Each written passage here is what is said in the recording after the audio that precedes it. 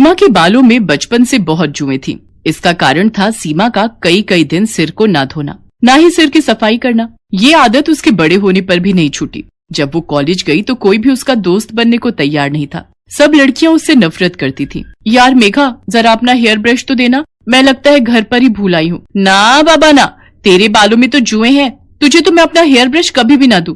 चल ज्योति, कॉलेज की छुट्टी हो गई है, घर जाते हुए रास्ते में गोलगप्पे खाते हुए जाएंगे। सीमा के सिर में जुएं होने के कारण हमेशा ही वो अपमानित होती थी, पर मजाल है जो वो अपना सिर साफ करवा ले। सीमा, ओ सीमा, ये सिर धोकर गीला तौलिया तूने स्टैंड पर टांगा है? हाँ माँ, वो सिर बहुत खुजली कर रहा था तो धोकर आई थी। सारा तौलिया जुओं से भरा हुआ है, सिर तो खुजली करेगा ही। कितनी बार कहा है सिर साफ करवा लिया कर, पर सुनती कहाँ है। पता नहीं इस लड़की के सिर की जुएं जाती ही क्यों नहीं है। वृंदा, जितनी जल्दी हो इसके सिर की जुएं साफ करवा दे। बड़े बूढ़े कहते हैं जिस लड़की की शादी के समय सिर में जुएं हो, शादी के बाद जुएं ब्याह जाती हैं, फिर उन्हें साफ करना बहुत मुश्किल होता है। क्या दादी, ऐसा कुछ नहीं होता है, आप बेकार में ही डरा रहे हो। सीमा की दादी चाहती थी कि सीमा किसी तरह अपने सिर की तरफ ध्यान दे, पर उसने एक कान से सुनकर दूसरे से निकाल दिया। आकाश नाम के लड़के से सीमा का रिश्ता तय हो जाता है, पर शादी के दिन मंडप में सीमा का हाथ बार बार अपने सिर में जा रहा था। क्या करूं, ये जुएं तो जैसे रेलगाड़ी की तरह सिर में दौड़ लगा रही हैं।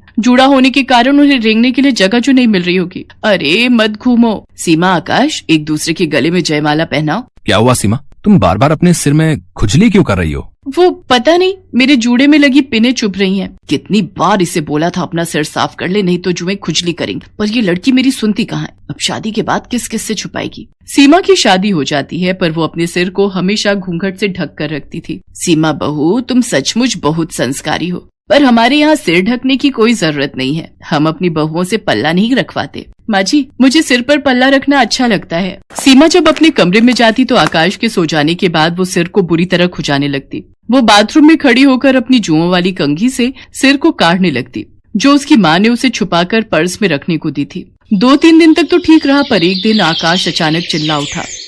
माँ, मेरे सिर में बहुत खुजली हो रही है, लगता है कोई कीड़ा काट रहा है। क्या कीड़ा? जरा अपना सिर तो दिखा। हे भगवान आकाश, तेरे सिर में 2 जुएं चल रही हैं। जुएं? ऐसा कैसे हो सकता है माँ, हमारे घर में तो किसी को भी जुएं नहीं है। माँ, आपके बालों में भी एक जूं चल रही है, वो आपके सफेद बालों में साफ दिखाई दे रही है। क्या? पकड़ तो जरा। आकाश और उसकी माँ के सिर में भी जुएं पड़ जाती हैं। उस दिन तो बात छुप जाती है, पर एक दिन घर में कीर्तन हो रहा था। सब लोग उसमें ध्यान लगाए बैठे थे। सीमा ने डर के मारे सिर पर घूंघट डाले रखा, पर सबके बीच सीमा के सिर से साड़ी का घूंघट नीचे गिर जाता है। तभी एक पड़ोसन की नजर सीमा के सिर पर जाती है। हे भगवान सुषमा, तुम्हारी बहू के सिर में कितनी जुएं हैं। छी छी छी छी छी छी।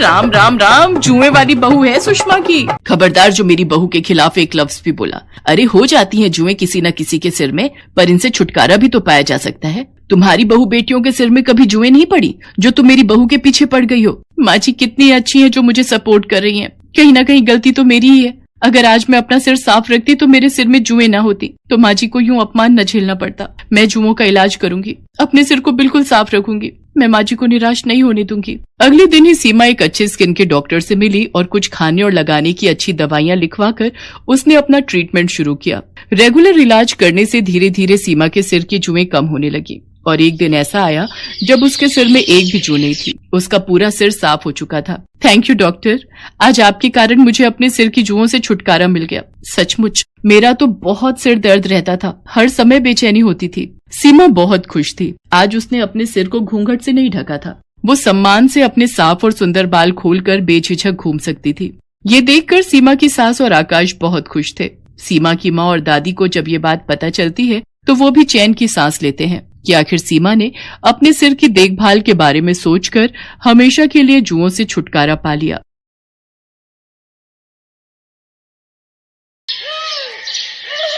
प्रिया शादी करने के नाम से डर रही थी और बार बार अपनी मम्मी से एक ही बात कह रही थी। मम्मी, यहाँ मायके में तो आपने ये बात सबसे छुपा ली और मेरी कभी भी इंसल्ट नहीं होने दी, पर ससुराल में ये बात किसी को भी पता चल गई तो आप जानते हो ना मम्मी, वहां मेरा कितना अपमान होगा। जब मेरी सास और पति को ये पता चलेगा कि मैं रात में सोते वक्त बेड पर सुसु करती हूँ, जो कि मेरे कंट्रोल से बिल्कुल बाहर है। प्रिया बेटा, मैंने तेरी दवाइयां सूटकेस में रख दी हैं, तूने समय पर लेती रहना।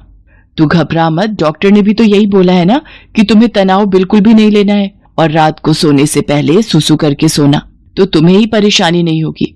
अपने खाने पीने का ध्यान रखना और सोते समय अपने मोबाइल में आधी रात का अलार्म भी लगा लेना, जैसे यहाँ लगाकर सोती हो। प्रिया उस वक्त माँ की बात को सुन लेती है, पर उसके मन में इस बात को लेकर बहुत डर और घबराहट पैदा हो रही थी। कुछ दिनों बाद प्रिया की शादी हो जाती है और वो अपने ससुराल आ जाती है। कुछ दिन तक प्रिया अपने फोन में अलार्म लगाकर सोती है, तो सब कुछ ठीक चल रहा था। पर एक दिन प्रिया, अचानक मुझे ऑफिस के काम से बाहर जाना पड़ रहा है, पर मैं 2 दिन में वापस आ जाऊंगा। तुम इस बात को लेकर मेरे से नाराज तो नहीं होना? नहीं नहीं, मैं भला क्यों नाराज होने लगी। आपका काम पहले है, आप अच्छे से काम करके लौटना। अरे रवि बेटा, तू चिंता क्यों करता है, मैं हूं ना बहू का ख्याल रखने के लिए। हम दोनों सास बहू खूब मजे करेंगे। रवि काम से बाहर चला जाता है। उसी रात, प्रिया बेटा ये देख, मैंने हम दोनों के लिए कितनी बढ़िया वाली आइसक्रीम मंगवाई है, हम दोनों मिलकर खाते हैं। पर मैं तो आइसक्रीम खाती ही नहीं हूँ, क्योंकि ठंडी चीजें खाने से मुझे और ज्यादा सुसु आता है। पर माँ जी को मना कैसे करूं, उन्हें बुरा लगेगा। मुझे आइसक्रीम खानी पड़ेगी। है ना कितनी बढ़िया वाली आइसक्रीम, हमारे यहाँ की मशहूर आइसक्रीम है। एक काम करो, जब तक रवि वापस नहीं लौटता हम दोनों सास बहू एक ही कमरे में सो जाती हैं। रात को सोते समय गप्पे मारेंगे। जी जी ठीक है माँ जी, जैसा आप कहें। अब क्या करूं, मुझे माँ जी के साथ सोना पड़ेगा। कहीं रात में मेरा सूसू निकल गया तो मेरी तो सारी सच्चाई माँ जी और रवि के सामने आ जाएगी। उस रात प्रिया 2 बार अलार्म लगाकर सोई थी, इसलिए वो रात में 2 बार बाथरूम हो आई थी। पर चिंता और डर से वो पूरी रात सो नहीं पाई थी। वो रात तो जैसे तैसे कट गई। अगली रात जब प्रिया अपनी सास के साथ सोई तो उसका फोन चार्ज नहीं था। इस वजह से उसकी बैटरी खत्म हो गई और फोन स्विच ऑफ हो गया। प्रिया गहरी नींद में थी, तो उसे पता ही नहीं चला कि उसे रात में उठकर बाथरूम जाना है। अगली सुबह जब प्रिया सोकर उठती है, उसका पूरा बिस्तर गीला था। घबराहट से उसके पसीने छूटने लगते हैं। प्रिया की सास ये सब देख लेती है और गुस्से में प्रिया पर चिल्ला पड़ती है। इतनी देर में रवि भी वापस आ जाता है। रवि बेटा, हम बेड पर सूसू करने वाली बहू ले आए हैं। मुझे तो सचमुच इसे अपनी बहू कहते हुए शर्म आ रही है। दुनियादारी और समाज में किसी को भी पता चल गया तो सब लोग हम पर हंसेंगे। अब मैं इसका क्या करूं? इसके माँ बाप ने भी हमसे इस बात को छुपाया, और तो और इसने भी हमसे इतनी बड़ी बात छुपाई। मुझे तो कुछ समझ में नहीं आ रहा है। मैं तो कहती हूँ इसे अभी के अभी इसकी माँ के घर भेज दे। अब तू ही इससे बात कर। माँ, मैं ये बात जानता हूँ। मुझे पता है कि प्रिया को रात में बेड पर सूसू करने की आदत है। क्या? तू ये बात जानता है और तूने ये बात मुझसे छुपाई? आते ही बीवी का गुलाम हो गया। रवि इस बारे में जानते थे, पर उन्होंने मुझसे इस बात के बारे में पूछा भी नहीं और गुस्सा भी नहीं किया। पर रवि को ये बात कैसे पता चली? मैं तो रोजाना अलार्म लगाकर सोती हूँ। माँ, ये बात मुझे उस दिन पता चली जिस रात प्रिया बहुत गहरी नींद में थी। अलार्म मैंने ही बंद किया था। तब मैंने देखा प्रिया के आसपास बिस्तर गीला हो रहा था। मैं उसी वक्त समझ गया था। प्रिया, तुम्हें याद होगा जब उस दिन तुमने मेरे उठते से ही बेडशीट चेंज कर दी थी ताकि मुझे पता ना चले। माँ, प्रिया की नजर से सोचो, वो खुद इस आदत से कितनी शर्मसार होती होगी। शायद ये कई रातें सो भी नहीं पाई है। माँ, आप जानती हो इस आदत की सबसे बड़ी वजह तनाव है। आप तो खुद कहती हो किसी भी बीमारी की सबसे बड़ी वजह चिंता होती है। और माँ, हम कितनी बीमारियों का शिकार होते हैं, और उन्हें ठीक करने के लिए इलाज के साथ साथ हमें अपनों के सहयोग की भी तो जरूरत होती है। तभी तो हम बीमारी से लड़कर ठीक हो पाते हैं।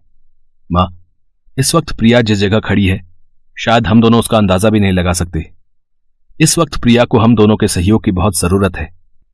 अच्छा माँ, एक बात बताओ, अगर यही आदत मुझ में होती तो फिर तुम क्या करती? मेरे ठीक होने में मेरी मदद करती या फिर मुझ पर गुस्सा करके मुझे घर से निकाल देती?